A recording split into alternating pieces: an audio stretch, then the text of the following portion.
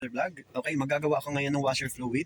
Meron akong 2 liters na distilled water, may suka, then may sabon, at yung pangkulay. Okay, ito po ang gamit ay liquid. Yan, so ito, lalagyan ko siya. Yan, dito po wag masyado maraming sabon kasi para hindi siya maging mabula. Okay, ayan, sapat na siya. Tapos lalagyan ko yan ng suka. Yan, so isang takip. Ayan, okay, tapos lalagyan ko naman siya ng pangkulay. Yan, dito konting-konti lang sa pangkulay. Yung tama lang para hindi siya masyadong dark. Yan, so ayan siya. Ang ginamit ko sa kanya ay green. Yan, ito na siya. Okay, meron na tayong washer fluid. Yan, so ikakarga ko yan dito. Okay, so pag kayo gumawa ng washer fluid, sisiguraduhin lang po na distilled water ang gamit para hindi siya magkaroon ng lumot.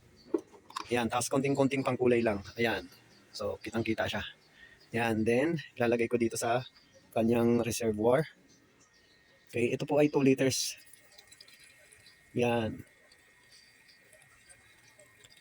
So, kailangan siyang malagyan kasi pag wala po ito, napakahirap magmaneho lalo na pag may umaambon-ambon.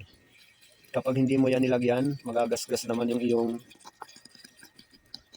windshield. Yan. So, inubos ko yung 2 liters. Yan.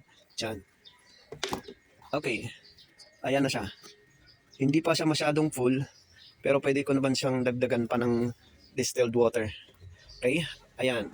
So, ganun lang kabilis guys mag DIY ng washer fluid. So, pag naglagay kayo ng kulay, huwag masyadong marami para hindi siya maka-apekto. Tsaka sobrang dark, hindi na rin maganda tingnan. And then yung liquid na sabon, and then yung suka.